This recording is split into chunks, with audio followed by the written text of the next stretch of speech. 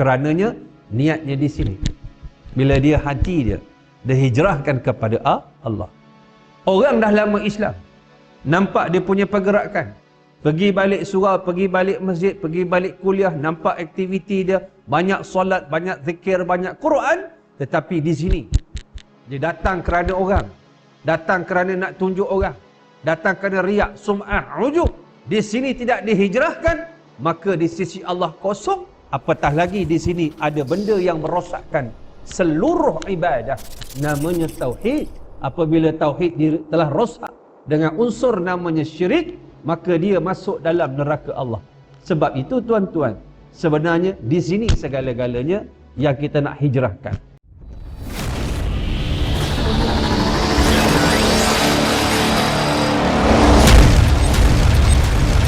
Assalamualaikum warahmatullahi ta'ala wabarakatuh. A'udzu billahi as-sami'il 'alim minasy syaithanir rajim. Bismillahirrahmanirrahim.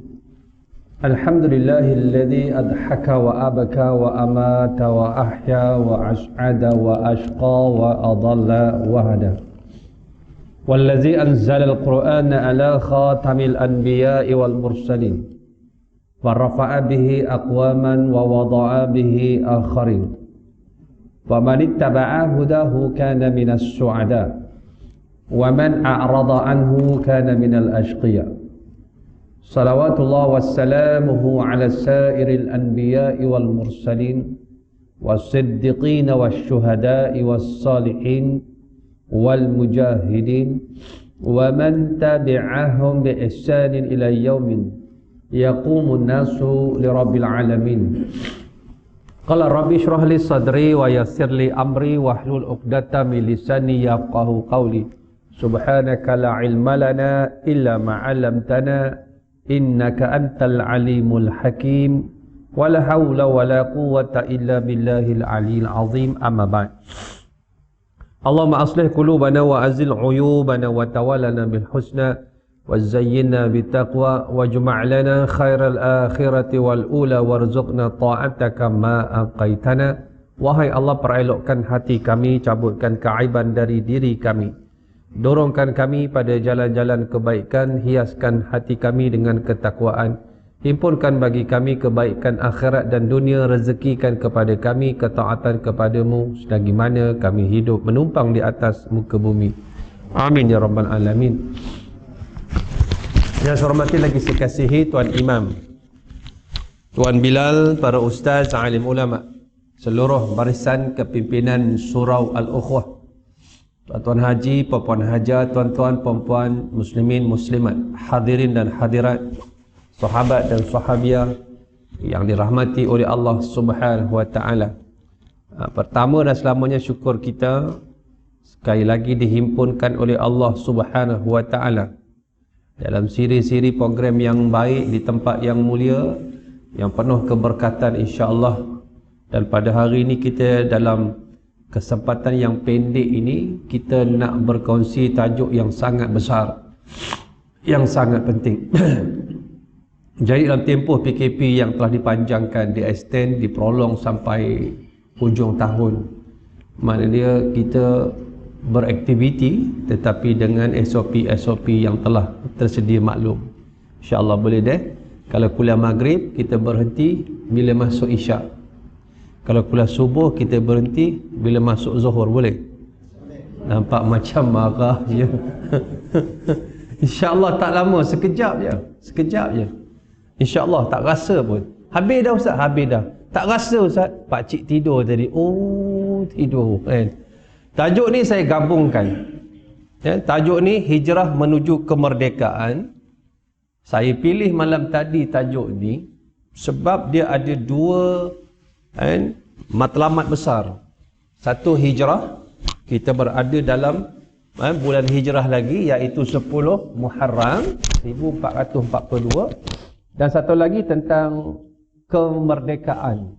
Kita nak sambut kemerdekaan 31 Ogos, iaitu 2 hari lagi. Jadi saya gabungkan menjadi satu tajuk, hijrah menuju kemerdekaan. Jadi kita nak gabung, jalinkan, dan saya nak bawa beberapa perkara yang saya nak tekankan tentang definisi, tentang hijrah, tentang kemerdekaan, kemudian tentang konsep hijrah dan kemerdekaan, dan yang ketiga kita nak bincang apakah objektif daripada perkongsian kita pagi ini mengenai hijrah dan kemerdekaan. Yang keempat nanti kalau diizinkan oleh Allah, kita nak sentuh tentang kesan-kesan hijrah dalam kemerdekaan bagi aspek peribadi kita, unit yang paling kecil dalam dunia ini dalam dia mencorakkan landscape kehidupan kita dalam konteks yang lebih luas daripada dunia ke akhirat, insya-Allah. Saya nak bawa ayat gagasan. Selalunya kalau suatu perasan, kalau saya berkuliah, kalau kuliah tu umum tak berkitab, saya akan lontarkan satu ayat. Ayat tu sebagai ayat kerangka induk untuk kita berbincang, kerana ayat ini sebagai ayat asas perbincangan kita nak ke arah mana. Biar kita tahu di sana ada tema dia. Dan saya mengambil ayat daripada surah An-Nisa. Surah An-Nisa ayat 100. Surah An-Nisa yang berbunyi, ba'da a'udzubillahi minasyaitanirrajim. Wa may yuhajir fi sabilillah yajid fil ardi muraghaman katsiran wasa'ah. Wa may yakhruj min baitihi muhajiran ila Allahi wa rasulih thumma yudrikhul maut faqad waqa'a ajruhu 'ala Allah wa kana Allahu ghafurar rahimah.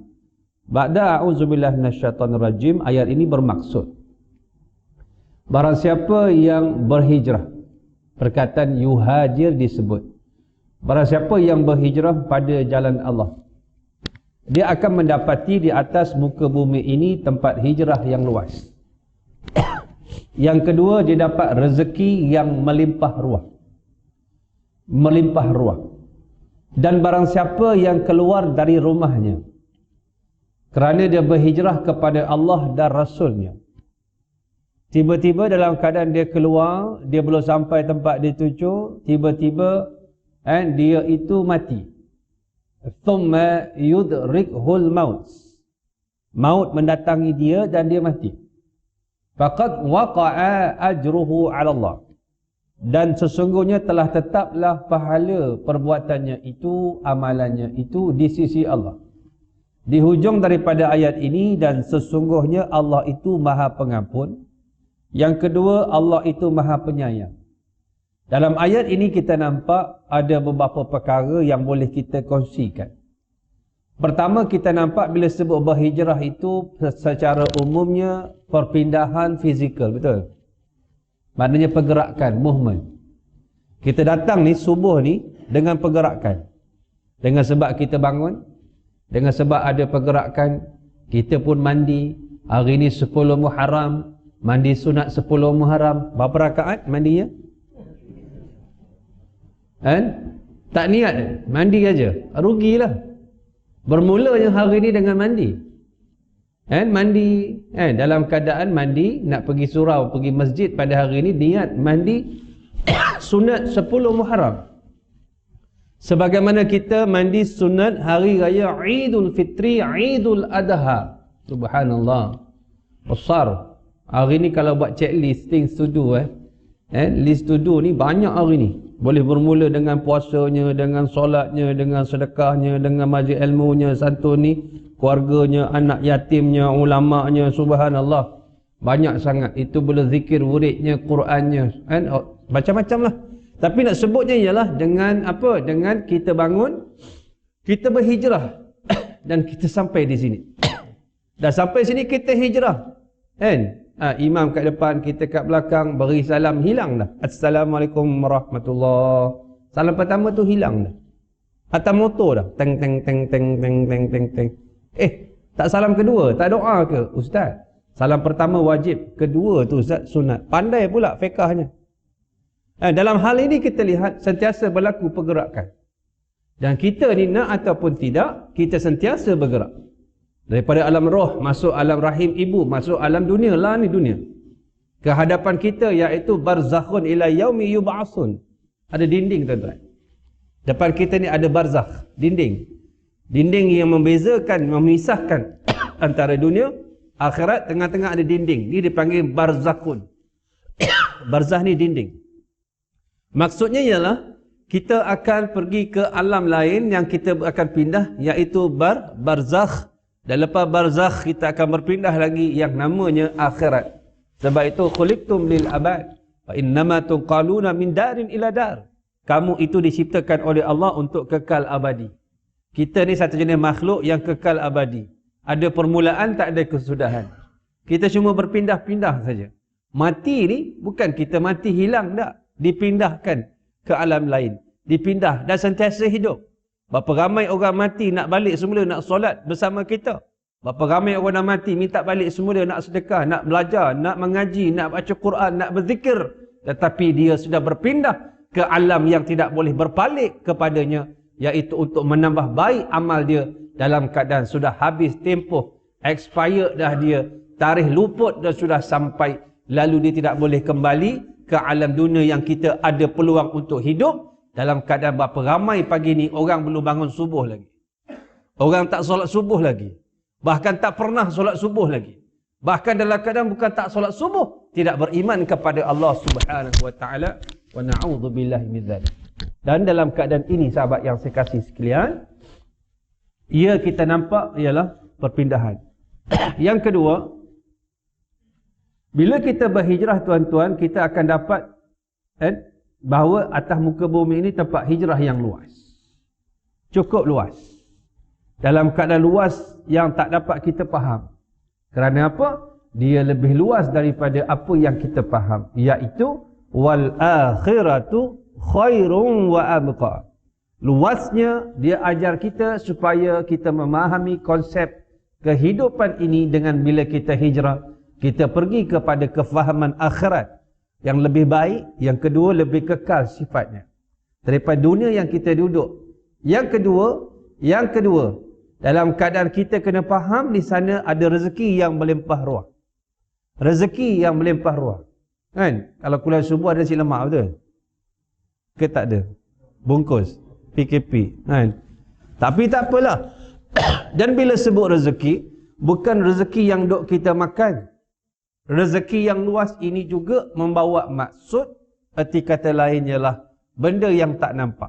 Dan bukan harta yang kita lihat. Sebab harta itu nilainya, apa yang diberikan oleh Allah rezeki dalam konteks yang lebih luas, makna yang cukup luas, iaitu ketenangan, rezeki. Anak yang baik, rezeki. Isteri yang soleha, rezeki. Anak yang tak payah suruh, dia solat. Tak payah ajar Quran, dia boleh dah berdikari, bahkan menghafaz ayat-ayat suci Al-Quran. Dalam keadaan anak-anak kita itu rezeki. Bila kita mati, rezeki itu dapat dilihat, iaitu anak-anak memainkan peranan. Yang mandi, yang kafan, yang solat jenazah, anak usung ke kubur, anak sentiasa doakan. Sebab dalam keadaan anak tadi, walaupun kita dah masuk berpindah, berhijrah ke alam barzakh, anak duk kirim pahala. Akibat daripada kita ada anak yang soleh. Bukan saja mendoakan, setiap perbuatan anak yang soleh membekas kepada mak dan ayahnya di alam barzakh. Ini semua rezeki. Ketenangan rezeki, kesihatan rezeki. Kesihatan rezeki. Ramai orang tak sihat, duit banyak, tak boleh membeli kesihatan. Kebahagiaan rezeki. Ramai orang kaya, tidak boleh membeli kebahagiaan hidup. Rumahnya besar, keretanya besar, gajinya besar, pangkatnya besar. Isteri pun besar tuan-tuan. Suami pun besar. Tapi hatinya kecil. Dia tak mampu dalam keadaan membawa kebahagiaan. Sebab nilainya di sini kata Rasulullah, iaitu laisal ghina min kathratil amwal walakin ghina nafs. Bukanlah yang dikatakan kaya kerana banyaknya harta, tetapi jiwa yang kaya. Sebab itu kalau kita melihat orang yang jiwa kaya, kita dapat lihat dari peribadinya. Saya nak mari sini tadi, saya tengok seorang makcik. Dia jalan kat tepi MR2 tu, pergi Masjid Ridwan. Jalan kaki pergi subuh, kuliah subuh. Saya lihat keadaan cara jalan dia, orangnya uzur, seorang wanita, orang tua, jalan kaki. 4 benda kat situ. Kan? Uzur, wanita, jalan kaki. Dalam keadaan apa? Dalam keadaan kesusahan, masyaqqah. Orang yang zahir memandang orang itu susah. Tuan-tuan tahu, dia kalau dia rasa susah, dia tak boleh buat aktiviti itu. Aktiviti yang susah itu menjadi senang bila di sini dia senang. Dia ada satu kekuatan yang Allah berikan, inner, duduk kat dalam. Sebab itu ayat ini dengan kita sambungkan lagi, dia mari dengan hijrah yang kedua. Wa may yakhruj min baitihi. Barang siapa yang keluar dari rumahnya, muhajiran ilallahi wa rasulih, dan dia berhijrah menuju objektif, matlamat, mencari Allah dan Rasulnya. Thumma, kemudian, yudrikhul maut, dan ditimpa dengan kematian. Maka Allah letakkan faqat, dan sesungguh-sungguhnya faqat waqa'a ajruhu 'ala Allah. Telah tetaplah apa yang ada yang dia niatkan, walaupun dia tak sampai kepada tempat. Yang kedua, tuan-tuan, ada satu jenis hijrah yang namanya hijrah spiritual, rohani ataupun maknawi yang duduk di sini. Hijrah yang di sini sebenarnya lebih penting daripada pergerakan fizikal. Yang kita nampak Nabi bergerak daripada Mekah menuju ke Madinah. Tetapi tuan-tuan jangan lupa, sebelum pergerakan fizikal itu, selama hampir 13 tahun, Nabi membina pergerakan hati. Nabi membersihkan hati. Nabi membersihkan yang duduk di sini. Sebab kita ni, pagi ini, bermula kita keluar rumah, Allah kira dekat sini. An-niyatu mahalluha al-qalbu. Niat itu tempatnya di sini. Lalu di sini akan dinilai oleh Allah. Walaupun kita tak sampai surau, kita meninggal, kita dikira nak menuju ke surau. Sebab itu, ada orang dia tak ada amalan. Bahkan baru peluk Islam. Peluk Islam Zuhur, Asar meninggal. Mandi wajib masuk Islam pun belum. Solat jauh sekali. Quran jauh sekali. Apa ilmu, fardu ain, fardu kifayah, jauh sekali. Orang ini di sisi Allah macam bayi yang baru lahir. Kerananya niatnya di sini. Bila dia hati dia hijrahkan kepada Allah. Orang dah lama Islam, nampak dia punya pergerakan. Pergi balik surau, pergi balik masjid, pergi balik kuliah, nampak aktiviti dia, banyak solat, banyak zikir, banyak Quran. Tetapi di sini, dia datang kerana orang. Datang kerana nak tunjuk orang. Datang kerana riak, sum'ah, ujub. Di sini tidak dihijrahkan, maka di sisi Allah kosong. Apatah lagi di sini ada benda yang merosakkan seluruh ibadah. Namanya tauhid. Apabila tauhid telah rosak dengan unsur namanya syirik, maka dia masuk dalam neraka Allah. Sebab itu tuan-tuan, sebenarnya di sini segala-galanya yang kita nak hijrahkan. Lalu pertama kita dah faham definisi hijrah itu. Yang kedua kita dah faham konsep hijrah itu terbagi dua. Satu fizikal, satu maknawi ataupun satu spiritual. Tak nampak pergerakan tetapi hatinya bergerak. Hatinya ada nilai bergerak menuju kepada Allah. Sebab itu semuanya di sini. Baik kita buat apa kerja di sini. Baik kita solat di sini. Baik kita sedekah di sini. Baik berzikir Quran di sini. Orang pergi haji tuan-tuan, pergi umrah. Dia bukan kat sana bertaubat. Dia bermula di keluar rumah tu. Bermula di rumah. Bermula dia isi barang tu. Bermula dia isi barang nak pergi tu, telah berlaku dia punya perubahan. Mana? Di sini. Dalam keadaan di sini kalau tidak berubah, dia balik, dia tidak memberi bekas. Kalau orang itu di sini dia berubah, sekali dia pergi umrah, dia akan berkesan sehingga dia mati. Sekali dia pergi haji, dia berkesan sampai dia mati. Sebab dia bermula di sini, sebab dia tahu pergerakan dia itu, nawaitu dia apa. Di sini berlaku perubahan. Iaitu dia tahu, labbaik Allahumma labbaik. Maknanya Allah yang panggil dia, dan dia datang sebagai hamba kepada Allah Subhanahu Wa Taala. Kita terus masuk. Dan kita ada secara ringkasnya. Yang ketiga saya nak sebut, objektif daripada tajuk kita. Tuan-tuan faham boleh deh? Ikut saya. Ibu-ibu boleh deh? Tengok saya macam COVID-19 ni kenapa? Tengok saya tu macam saya mengajar matematik tambahan pula ataupun engineering matematik lah. Kalau kat universiti kan, antara subjek killer kan, matematik engineering tu, engineering matematik tu yang paling killer antara dia orang lah. Payah ustaz, payah. Saya ambil subjek ni boleh, saya dapat A. Saya tunjuk saya boleh dapat A.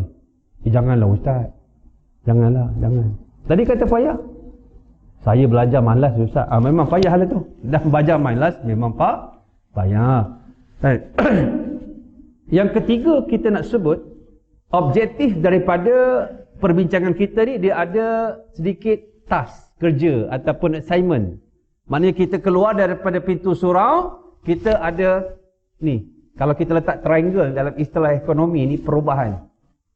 Dan kita ni dalam tajuk ini, hijrah menuju kemerdekaan ini, dia ada perubahan dalam diri individu. Kerana individu ni kita lah.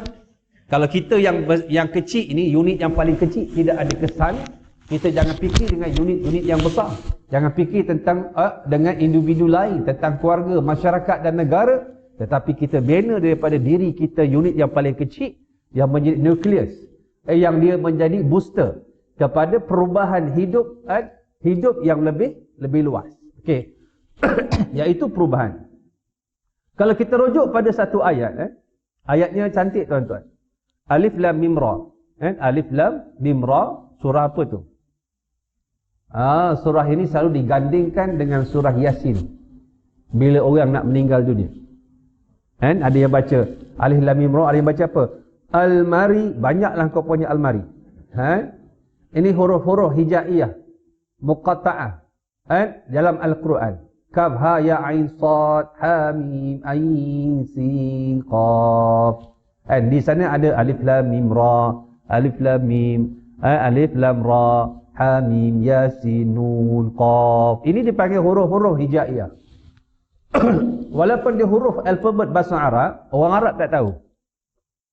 Ini yang kita panggil mukjizat. Maksud mukjizat itu ialah lemah. Bahasa dia, sudut bahasa lemah. Mukjizat ini bila berhadapan dengan mukjizat kita lemah. Berhadapan dengan Quran kita lemah. Orang Arab turun Quran bahasa Arab, dia tak faham. Itu namanya mukjizat. Lain orang Arab turun Quran bahasa Jawa, dia tak faham. Munasabah. Orang Melayu dia tak faham Quran bahasa Arab, munasabah. Orang Arab ditanya, apa itu? Apa itu? Alif Lam Mim. Apa itu Ha Mim? Apa itu Qaf Nun? Apa Yasin? Mereka boleh memberikan tafsiran, tetapi menurut dengan disiplin ilmu dalam ulumul Quran. Tetapi hakikat sebenarnya tak ada siapa pun tahu. Apakah Alif Lam Mim? Apakah Alif Lam Ra? Apakah Alif Lam Mim Ra? Yasin. Semua ini merupakan rahsia Tuhan yang mana itulah mukjizat. Subhanallah. Alif Lam Mim Ra ini tuan-tuan surah guruh, petir. Tanda-tanda. Petir. Banyak dia punya fadilat. Banyak. Tapi tak cerita tentang fadilat dia. Saya nak sebut saya nak petik satu ayat daripada surah ini. Surah ini tuan-tuan selalu digandingkan dengan surah Yasin bila orang nak meninggal. Orang bila nak meninggal nazak, selalunya orang baca Yasin. Kenapa tuan-tuan? Sebab Yasin ni paling senang nak baca dan ramai orang hafal dan biasa dengar. Surau masjid kalau ada orang meninggal dekat kampung, kat mana-mana taman, dia buka CD. Yasin. Ada orang mati dah tu. Betul tak? Betul tak? Sebenarnya dibacakan sebelum mati. Nak mati, sebelum mati. Dah mati tuan-tuan, dah mati dia tak ada dia punya dia punya apa? Dia punya manfaat kepada orang yang nak mati. Cuma yang kedua ni orang jarang baca. Tetapi ini amalan yang diajarkan oleh Nabi kepada orang yang nazak, dibacakan surah ini untuk anak-anak kepada orang yang sedang nazak. Maknanya anak-anak itu boleh baca Quran. Kalau anak kita lah ni tak boleh baca Quran, kita sedang nazak, agak-agak dia baca apa tuan-tuan? Agak-agak dia baca Facebook je lah, Twitter dan yang sewaktu dengannya, TikTok, Twitter, TikTok, Twitter, TikTok, Bego dan yang sewaktu dengannya. Dan sebab Quran itu akan diangkat oleh Allah. Sebab itu ketika Quran itu diangkat, siapa yang boleh dapat manfaat daripada masa tersebut? Orang yang menghafaz Al-Quran. Tak kiralah berapa apa yang dihafaz, surah apa, berapa banyak. Dibacakan surah ini. Surah ini saya nak ambil ayat yang ke-11. Surah ini dia ada berapa ayat? 43. Tetapi ayatnya panjang. Kalau mak ayah sedang nazak, orang sedang nazak, jangan kita baca ramai-ramai surah ini. Kita gilir-gilirkan. Sebab kita tidak tahu bila orang meninggal. Tetapi orang sedang nazak, kita boleh nampak dia punya simptom-simptom nazak dia. Ada tanda-tanda dia. Cuma bila dia akan meninggal, wallahu a'lam bisawab. Ada orang meninggalnya sekejap, ada orang sakratnya sekejap, ada orang sakratnya lama, ada orang sakrat berhari-hari, ada orang sakrat berminggu-minggu. Wa na'udzu billahi min dzalik. Dan kalau orang sakratnya panjang lama, jangan kata pula dia mati tak bagus. Ada orang memang Allah payahkan matinya, Allah nak bersihkan dosa-dosanya. Bila dia matinya saja tuan-tuan, dia masuk ke alam barzakh, dia sudah bersih dalam keadaan dia sudah tidak lagi berdosa. Itu cara Allah bersihkan. Jangan kata, oh mati dia teruk Ustaz, neraka lah tu neraka. Banyaklah kau punya neraka. Sebab itu kita ni jadi manusia kena pandang dengan banyak angle tuan-tuan. Kita tidak tahu kehidupan orang yang mati kerana itu pengalaman peribadi. Kalau kita mati hari ni, kita membawa pengalaman peribadi kita. Fulan bawa pengalaman peribadi dia. Fulanah bawa pengalaman peribadi dia. Masing-masing ada pengalaman peribadi yang tak boleh share dengan orang. Masing-masing dok rasa apa yang dia rasa. Allahu Akbar. Lalu surah ini dibaca. Jangan baca serentak, dia panjang. Buat rotation. Abang Long baca dulu, habis dia baca, Kak Angah baca, habis Kak Angah baca, Bang Uda baca. Biar orang itu dalam keadaan dia merasakan kesan dari bacaan itu. Dari anak-anak yang soleh dan soleha, supaya senang roh dia keluar. Ada orang dulu dah 3 hari tuan-tuan, ni cerita betul. Mak dia nazak.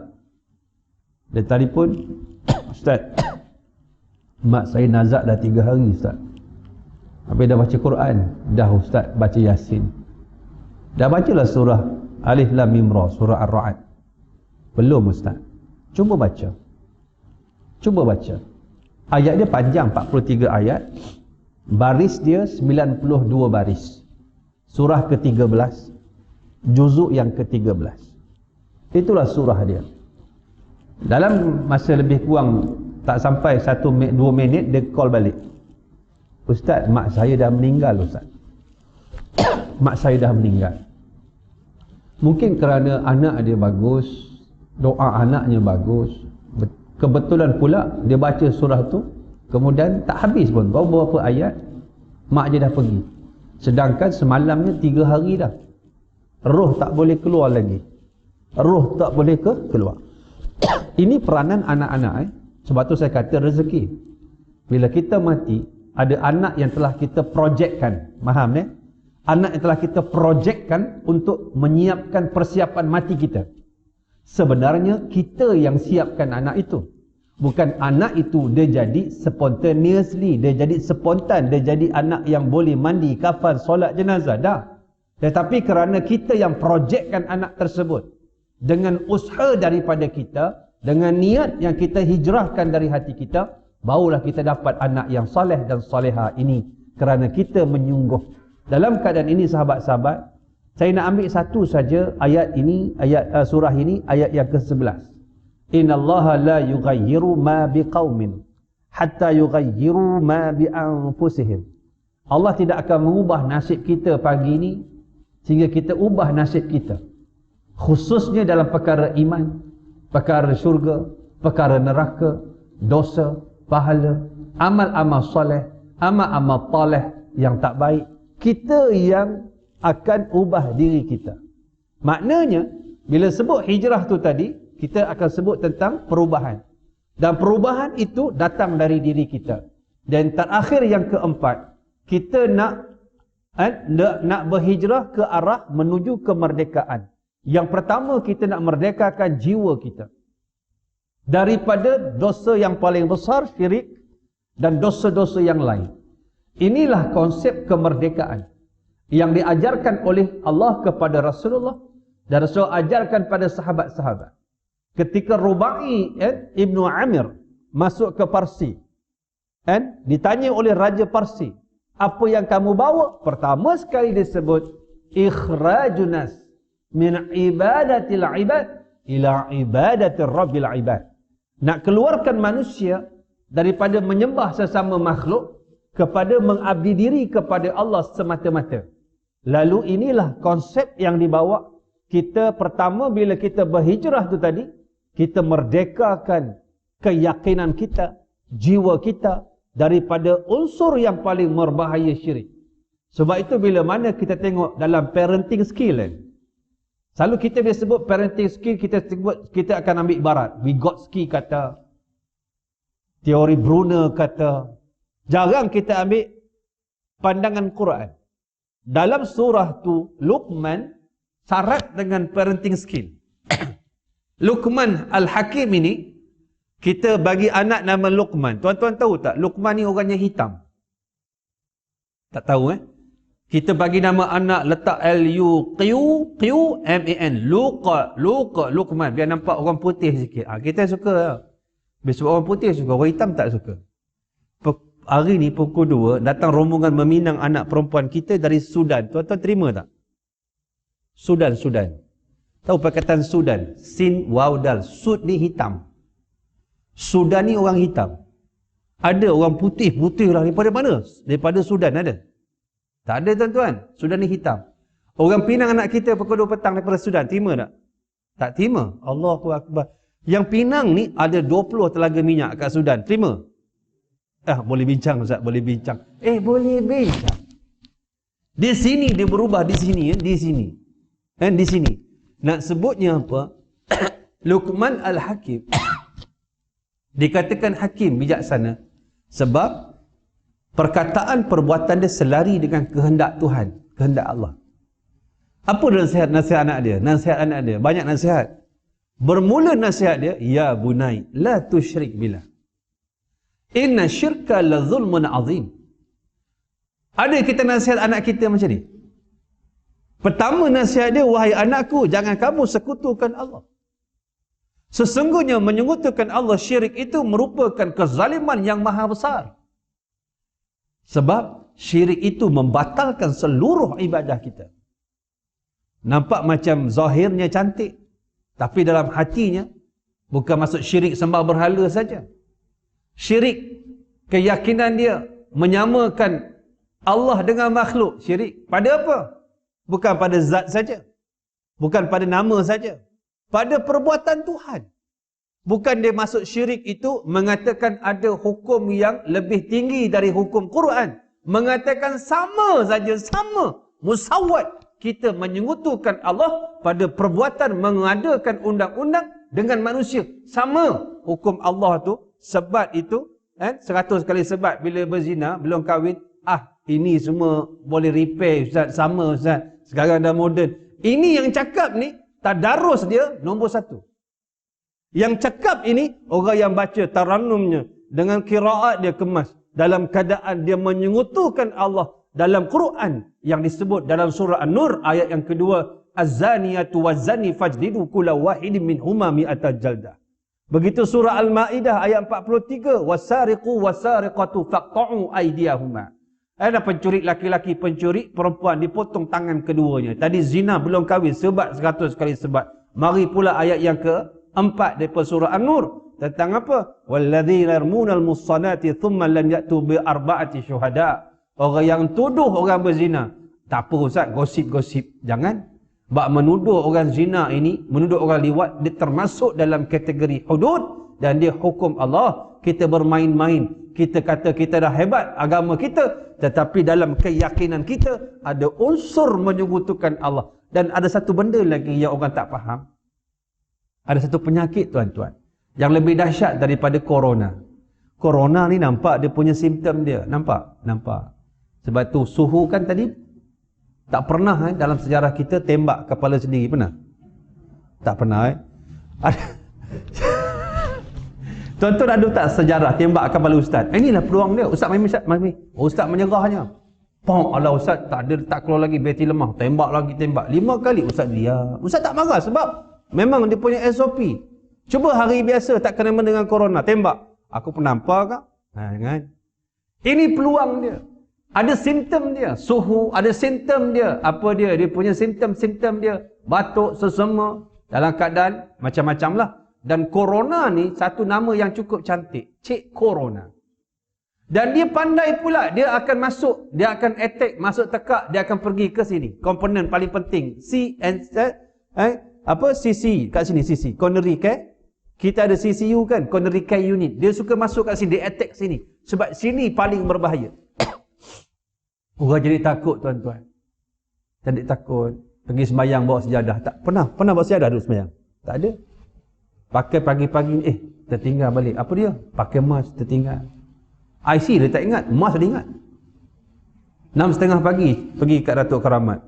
Saya pergi masa teruk-teruk itu, beratur orang. 6:30 pagi orang beratur nak beli ikan. Allahu Akbar. Yang boleh mengajar orang beratur ni Cik Corona je. Allahu Akbar, hebat.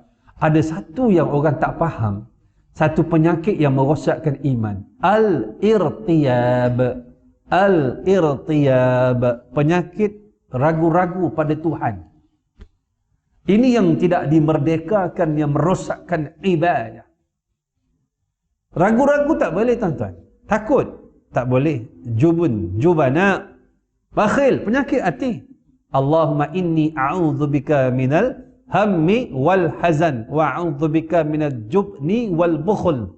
Penyakit takut, penyakit bakhil. Ini semua penyakit-penyakit hati yang perlu dihijrahkan untuk mendapat ini dia. Yang pertama, jiwa yang merdeka dari syirik dan seluruh penyakit hati. Yang kedua, nak habis lah ni, nak habis. Tuan-tuan jangan tengok saya macam corona, tuan-tuan. Tolong tuan-tuan. Nak habis lah. Yang kedua, memerdekakan, kita hijrah ni, nak merdekakan diri dari kejahilan. Dalam Quran, saya selalu sebut, Allah menyebut perkataan jahiliah tidak membawa maksud bodoh.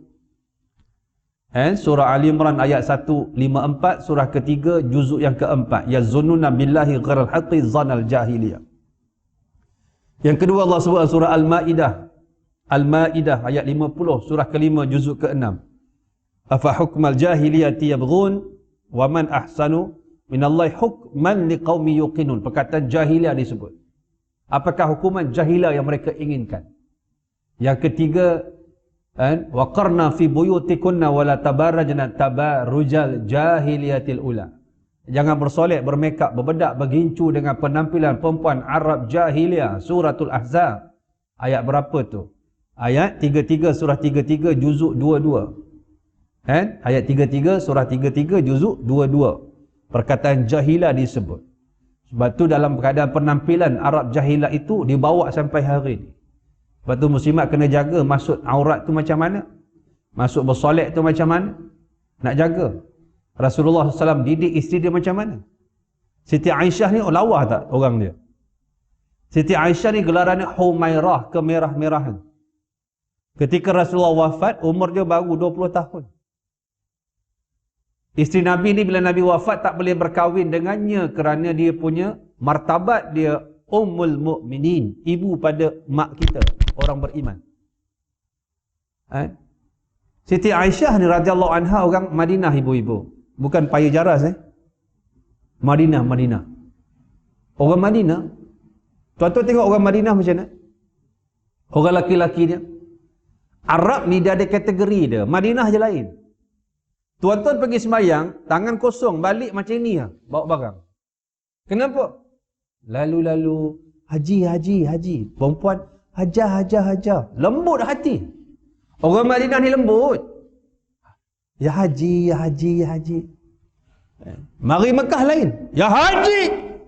Lain Lain. Tengok polis. Perempuan-perempuan yang nakal sembahyang kat sah laki-laki kat Kaabah. Dia buat apa? Ambil, buang tepi lah. Angkat. Pung. Ustaz, kenapa? Polis kat sini garang Ustaz. Kenapa? Kasar. Sesuai lah jaga Kaabah, jaga Hajar Aswad. Kalau Melayu yang jaga, tangan-tangan tahu, Pak Long bila sampai Pak Long, sila-sila Pak Long. Bukan Hajar Aswad, dengan Kaabah hilang tuan-tuan. Sampai ke Jeddah lain lagi kasar. Ya Haji, huna. Lain. Madinah lain. Lembut. Siti Aisyah ni radhiyallahu anha, orangnya cantik. Sangat cantik. Sampai dicemburui oleh orang lain. Sangat cantik. Apa kata Siti Aisyah kata? Ini orang cantik kata. Orang cantik kata, aku ketika keluar rumah, akulah perempuan paling hodoh dalam dunia. Bila aku bersama Rasulullah, akulah wanita paling cantik dalam dunia. Apa orang tak cantik cakap hari ni? Tak cantik. Aku bila keluar rumah, akulah perempuan paling cantik, paling wangi, lenggang-lenggang kangkung macam itik pulang petang. Pakai minyak wangi Gianni Versace dekat UK Bistari, orang Padang Besar Perlis boleh cium bau minyak wangi isteri kita. Maksudnya bukan Siti Aisyah keluar rumah dengan penampilan yang hodoh, tak mandi, busuk, tetapi dengan penampilan plain face. Make up sikit-sikit bedak sudahlah. Ini foundation 2 km. Bulu mata 5 helai, berat 5 kilogram. Macam lembu mata lembu Feldah. Berat, tak nampak jalan. Mata hijau biru, contact lens. Contact lens. Dahlah macam kucing Prisky sakit mata. Terkebir-kebir. Kulit hitam, mata biru. Kan pelik rupanya. Allah pandai tuan-tuan. Orang yang putih kulit, merah, Allah bagi mata dia biru hijau. Biar dia matching. Tiba-tiba kulit hitam, semua hitam. Bukan nak kutuk, tak. Mata biru. Ni spesies mana ni? Lari daripada perbuatan Allah. Waqarna fi buyutikunna wala tabarajna tabarujal jahiliyatil ula. And bersama dengan suami di rumah, dia paling cantik, kata Siti Aisyah. Ibu-ibu kita kat rumah apa baju kita? Baju kelawar tu lah. Baju kelawar tu, itulah dulu, kini dan selamanya. Baju tu melekat kat sana, melekat kat sini macam kelawar. Tapi Ustaz, yang saya pakai ni nampak je sama corak dia. Ada 10 baju kelawar. Pada tu je lah. Kan? Suami kalau balik rumah, dia kerja macam mana? Kau nak tunggu kat pintu, abang balik dah bang. Allah bang. Dah siap dah bang? Air? Dah siap dah kopi Ustaz? Bang? Dah siap dah dengan apa? Cucu badak yang tak ada badak tu bang, dah siap. Kan? Ini dah suami minta air 5 tahun. 5 tahun baru sampai. 5 tahun. Duduk kat sofa, tengok TV. And tak buat apa? Pakai tu. SK tu pakai mask. Timun kat mata. Saya ingat zaman dulu timun kat nasi lemak je tau. Timun kat mata. Berbeza dengan apa yang diajarkan oleh Rasulullah SAW. Yang keempat, perkataan jahiliah disebut dalam surah Al-Fath, pembukaan ayat 26, surah 48, juzuk 26. Idh ja'alal ladhina kafaru fi qulubihimul hamiyah hamiyatal jahiliyah. Perkataan jahiliyah dalam Quran tidak menjurus kepada bodoh. Semua perkataan jahiliyah membawa maksud orang menolak kebenaran. Terjemah dia the age of ignorance. Ignore bukan bodoh. Kalau bodoh the age of stupidity. Tapi nak sebutnya, kan, kita nak dia berhijrah ini, kita nak keluarkan jiwa kita, kita merdekakan daripada kejahilan. Menyebabkan kita ini tak kenal Tuhan, jahil kita. Orang dia tak sembahyang sebab tak tahu sembahyang. Orang yang tak sembahyang sebab dia dah ada ilmu sembahyang, tapi dia against, dia benci sembahyang, tak terima. Orang yang kedua ini boleh membawa kepada murtad. Kenapa tak sembahyang? Ustaz, iman tengah lemah Ustaz. Iman saya kuat, saya sembahyang lah. Yang ni fasik. Dia tolak, bukan sebab dia tolak kewajipan kefarduan solat, tetapi lemahnya dia. Tetapi kalau kenapa tak solat? Saya Ustaz tak yakin solat dia wajib. Yang ni membawa kepada kekufuran. Sebab tu kejahilan ini merosakkan kita. Sebab itu kita ni berhijrah datang susah-susah ni menambah kefahaman kita. keyakinan kita kepada Allah. Sebab ilmu ni sangat penting. Yang saya ringkaskan yang ketiga, kita ni berhijrah sebab nak membebaskan, memerdekakan diri kita daripada belenggu nafsu. Sebab itu Nabi sebut dalam hadis yang sahih daripada Fadalah Ibnu Ubaid radhiyallahu anhu, bahawa yang dikatakan orang yang berjuang itu wal mujahidu man jahada nafsahu fi ta'atillah. Sesungguhnya orang yang berjuang, yang berjihad itu orang yang berjihad melawan nafsu dia dalam taat kepada Allah. Tuan-tuan nak duduk dalam program bukan senang pagi ni. Dan berjihad ni. Bila ustaz sebut wabillahi taufiq wal hidayah, aku bengang betul lah. Geram aku ustaz ni. Bila. Lawan nafsu. Lawan nafsu. Orang yang dah biasa tak apa, biasa. Habis dah ustaz, habis tak rasa. Tadi haji dekat tiang tu, haji tidur, saya nampak. Itu tanda-tanda kebahagiaan tu. Tanda kebahagiaan dia senang tidur. Betul, demi Allah. Bila siapa boleh tidur tu, itu satu nikmat. Tidurlah. Kan bila ustaz habis kan, aku lu qauli hadza, alhamdulillah, bangun dia. Ada macam tu nilai dia. Allah bagi, subhanallah. Lalu ini pertembungan. Maknanya dalam dulu. Orang yang boleh, kerana apa? Kerana nafsu ini dia sentiasa bertarung. Dia tak mahu kita taat. Nafsu dia tak suka solat banyak, dia suka solat sikit. Dia tak suka makan sikit, dia suka makan banyak. Dia tak suka tidur sikit, dia suka tidur banyak. Kita ni lawan arus. Sebab itu orang yang berhijrah itu sampai dia boleh tundukkan nafsu dia kepada ketaatan. Ini yang dipanggil jihad. Hadis sahih daripada Imam At-Tirmizi. Hadis ini daripada Fadalah Ibnu Ubaid radhiyallahu anhu.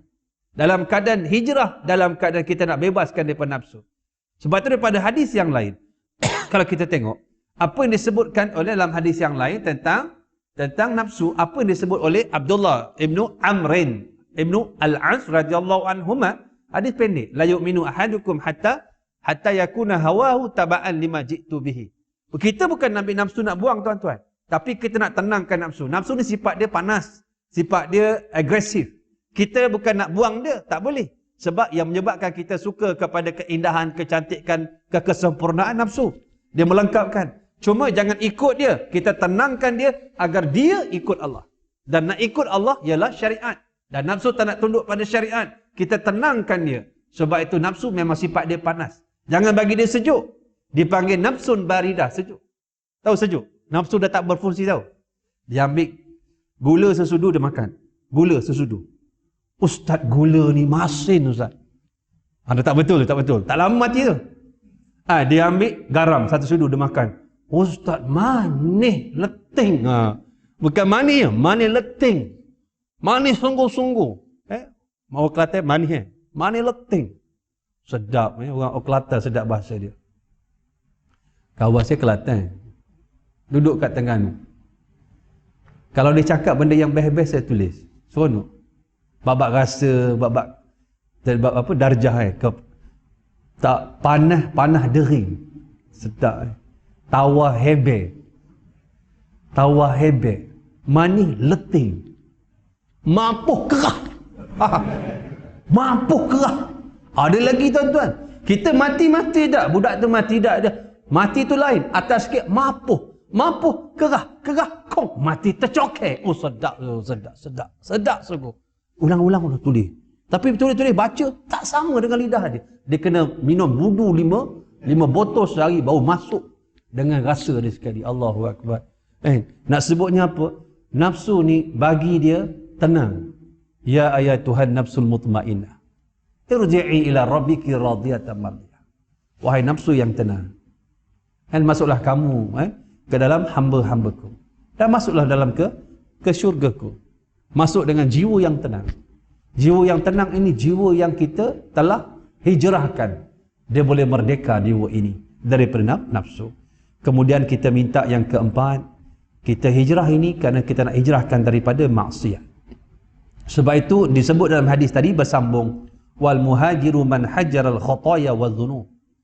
Dan sesungguhnya yang dikatakan orang yang berhijrah itu, orang yang berhijrah daripada kesilapan, khataya atau maksiat, wa dhunub dan dosa. Jadi 4 dan 5 ini saya gabungkan. Dan hijrah kita ini nak bebaskan diri daripada maksiat dan dosa. Sebab kalau kita mati tuan-tuan, kita mati, tak masih lagi ada dosa, ke mana kita nak pergi sekarang? Dengan hati yang belum Allah ampunkan. Kaya, mati Allah tak ampunkan, nak ke mana? Terkenal, mati Allah tak ampunkan, nak ke mana? Kita orang yang hebat, selebriti, mati Allah tak ampunkan, nak ke mana? Itu yang kita baca itu doa akhir tahun. Wahai Allah, dengan apa yang kami lakukan, perkara-perkara yang engkau anggap sebagai dosa, yang kami belum bertaubat, dan engkau menyuruh kami bertaubat, kami tak sempat bertaubat. Ampunkan dosa-dosa kami ya Allah. Ada yang kata, yang tak baca, ada umat Islam yang tak tahu dah masuk tahun baru. Kalau kita mengambil haji Nabi pada tahun ke-10, Muharram ini, selepas Safar, lepas itu Rabiul Awal.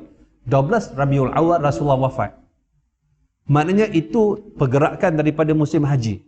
Sebab tu musim haji, bila Nabi sebut, Al-yawma akmatu lakum dinakum wa atmamtu alaikum ni'mati, sahabat menangis ni, dah habis lenjun, janggut-janggut basah. Kalau boleh, Arafah tu habis basah. Jumlah sahabat yang pergi haji, dalam kitab Ar-Rakhiqul Makhtum 145,000. Arafah penuh kesedihan. Unta Nabi menangis, Kaswa' menangis. Abu Bakar tengok, Abu Bakar menangis. Umar menangis, Osman menangis, Ali menangis, seluruh menangis. Sebab ayat itu membenarkan bahawa agama dah sempurna, Nabi akan pergi. Nabi balik bulan Zulhijjah, jumpa Muharram, Safar, 12 Rabiul Awal. Pada waktu duha nak naik dah pukul 9, duha nak naik, bukan baru duha. Duha nak naik pukul 9, pukul 10. Dalam keadaan ketika itu, Nabi pergi meninggalkan kita buat selama-lamanya ketika umurnya 63 tahun. 4 hari pada tahun 11 Hijrah, pada hari Isnin tuan-tuan. Nak sebutnya sedihnya kita. Dan sebab itu tuan-tuan, bila mari tahun baru, kita tidak sedih dengan dosa-dosa kita. Allah belum ampunkan, ke mana kita nak pergi? Allahu Akbar. Dan yang terakhir tuan-tuan, yang keenam, kita ni pagi ni kita nak berhijrah. Kita nak merdekakan diri kita dari neraka tuan-tuan. Khususnya orang laki-laki. Allah sebut dalam surah At-Tahrim ayat yang keenam, Ya ayyuhalladzina amanu qu anfusakum wa ahlikum nara wa quduhan nasu wa hijarah alaiha malaikatun ghiladun shidadun la ya'sunallaha ma amarahum wa yaf'aluna ma yu'marun. Wahai orang-orang yang beriman, selamatkanlah diri kamu dan kaum keluarga kamu. Kita ni yang ada anak kat rumah, kadang-kadang anak kita pun belum bangun lagi solat. Kadang tak solat. Kita gagal bawa pergi masjid, bawa pergi surau, bawa pergi dengar majlis ilmu. Kita ni duduk kat masjid surau selalunya orang-orang lama. Anak tak pergi masjid, agak-agak bila kita mati, siapa nak bangunkan masjid dan surau? Kita tidak ada kesinambungan. Sebab kita ni konsep reciprocal tu, reciprocal. Konsep macam one for all for one. Inilah tagline, kita jaga kita. Bukan aku jaga aku, kita jaga kita. Maksudnya, kita dalam surau tak boleh masuk syurga, anak dekat luar dia tidak solat. Kita tak boleh masuk syurga ni tuan-tuan laki-laki, anak keluar rumah buka aurat. Kita tak boleh masuk syurga tuan-tuan yang laki-laki, isteri kita dalam keadaan melakukan maksiat. Kita tak boleh masuk syurga lelaki dalam keadaan orang yang duduk di bawah kita tak selamat. Semua itu perlu kita hijrahkan. Apa guna? Kita ada anak-anak tidak memberi bekas pada kita. Sebab tu jangan kita ni tuan-tuan menjadi anak yang membebankan ibu dan ayah di dunia dan di akhirat. Wa na'udzubillahi min dzalik. Dan semua ini perlu ada effort. Kena ada kesedaran. Yang kedua, dia ada effort, ada usaha. Kita tahu kita nak mati macam mana. Berapa anak kita yang hafal Quran? Berapa yang kita hantar dia belajar agama? Tak kiralah dia tu engineer, lawyer, dia magistrate, dia tu doktor, dia tu apa saja businessman terkenal. Basic agama dia ada. Dia ada Quran, dia faham, boleh baca Quran, dia solat, dia jaga diri dia kerana dia akan jaga kita. Tetapi jangan anak kita tiba-tiba dia itu tidak ada perkara yang boleh menolong kita. Wa na'udzubillahi min dzalik. Sebab kita perlu ada kat sini kesedaran. Sebab itu tuan-tuan, tiap-tiap tahun kita sambut Ma'al Hijrah, tiap-tiap tahun kita sambut hari kemerdekaan. Rupanya kita masih belum lagi berhijrah. Kita masih belum lagi merdeka. Sebab itu tuan-tuan, itulah yang saya nak kongsikan. 4 perkara tu tadi. Bermula dengan definisi hijrah, yang kedua tentang konsep hijrah, yang ketiga tentang objektif hijrah, yang keempat 6 perkara yang kita hijrahkan supaya kita menuju kemerdekaan menurut pandangan Al-Quran dan hadis Nabi sallallahu alaihi wasallam. Lalu kita hijrahkan mereka kerana Allah beri kita, Allah sayang kita. Banyak yang Allah sentuh kita, kita tak sedar. COVID-19 ni Allah sentuh kita.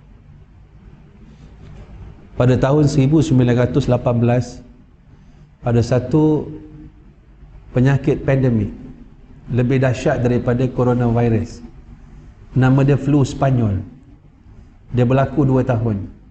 1918 sampai 1920. 2 tahun ini tuan-tuan, dia membunuh 50 juta penduduk dunia. Bermula di satu bandar Kansas City, USA. Seorang tukang masak yang pertama mengidap penyakit ini, Albert. Nama dia Albert. Dia orang askar. Berlaku perang dunia pertama, 48,000 tentera US affected dengan flu Spanyol. Kemudian pergi ke Perancis, pergi ke Itali, pergi ke Spanyol, Spain. Kenapa nama dia flu Spanyol sedangkan bermula di US? Pertama yang memperkenalkan penyakit ini wartawan daripada Spanyol. Tu yang dipanggil flu Spanyol, yang memakan 50 juta penduduk dunia mati. Cuma ketika itu tidak ada Facebook, tidak ada internet. Dan orang kita pun belum lahir zaman tu. Siapa yang umur dia sekarang 102 tahun, dia lahir pada zaman tersebut? Ada tak? Tak ada. Siapa umur dia 1000 tahun? Ada? Tak ada. Maknanya kita pernah Allah uji.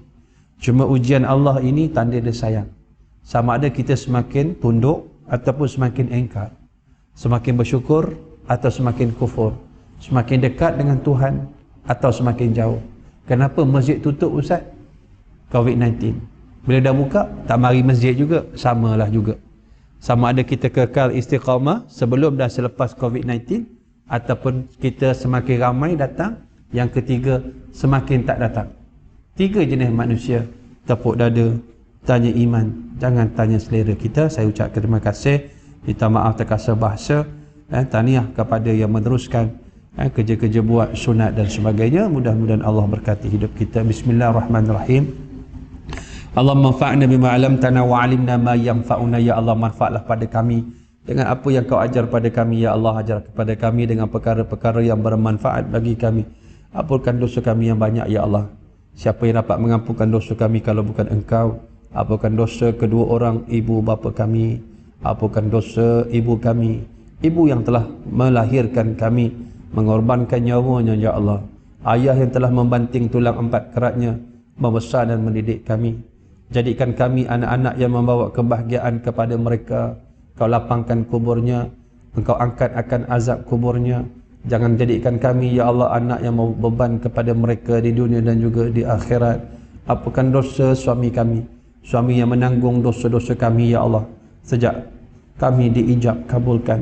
Ampunkan dosa isteri kami ya Allah, isteri yang banyak ya Allah bersabar dengan karenah kami, yang banyak membantu membangunkan keluarga kami ke arah ketaatan kepadamu ya Allah. Ampunkan dosa anak-anak kami ya Allah, terkadang kami gagal mendidik mereka ya Allah. Mereka jauh daripada agamamu ya Allah. Kau lembutkan hati mereka agar mereka dapat rujuk balik kepadamu ya Allah, dapat rujuk balik kepada Islam ya Allah. Ampunkan dosa adik-beradik kami ya Allah, keluarga kami ya Allah, sahabat jiran kami ya Allah, khususnya kepada tok-tok guru kami yang telah mendidik kami sehingga kami kenal akan Islam, kami kenal akan Quran. Jadikan anak cucu zuriat keturunan kami anak-anak yang soleh dan soleha, beriman dan bertakwa, mendirikan solat, menutup aurat, tahu membaca Al-Quran, anak yang boleh membisikkan ke telinga kami, ya Allah, kalimah tu tayyibah, la ilaha illallah, ketika kami sedang sakratul maut, ketika kami sedang nazak, ya Allah. Ya Allah, ya Tuhan kami tidak takut akan ujian wabakmu, ya Allah. Yang kami takut, ya Allah, kalau kami mati nanti, Engkau tak ampunkan dosa kami. Kemana kami nak membawa dosa kami yang membukit, ya Allah. Dosa kami yang melangit tinggi, ya Allah. Dosa kami yang meluas seperti lautan yang luas, ya Allah. Ampunkan dosa kami, ya Allah. Jangan kau uji kami seperti orang-orang yang kuat gagah sebelum kami. Jangan kau uji kami, ya Allah, dengan ujian yang kami tak mampu pikul. Jangan kau uji, ya Allah, dengan ujian-ujian, ya Allah, yang tak mampu kami lalui, ya Allah. Rabbana atina fid dunya hasanah wa fil akhirati hasanah wa qina adzabannar. Subhana rabbika rabbil izzati amma yasifun. Wassalamun alal mursalin. Walhamdulillahi rabbil alamin. Taqabbalallahu minkum minna wa minkum taqabbal ya karim. Assalamualaikum warahmatullahi taala wabarakatuh.